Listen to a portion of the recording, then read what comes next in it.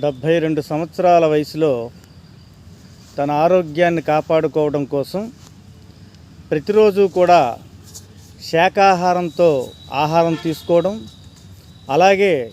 ఉపవాసాన్ని maintain చేయడం, అదేవిధంగా మితాహారాన్ని పాటించడం, ఈ 3 లక్షణాలను కూడా పాటిస్తూ 72 సంవత్సరాల వయసులో యువకులు కూడా చేయలేనటువంటి విన్యాసాలను చేస్తూ ఈ సమాజంలో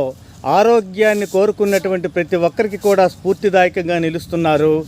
ఈ వ్యక్తి.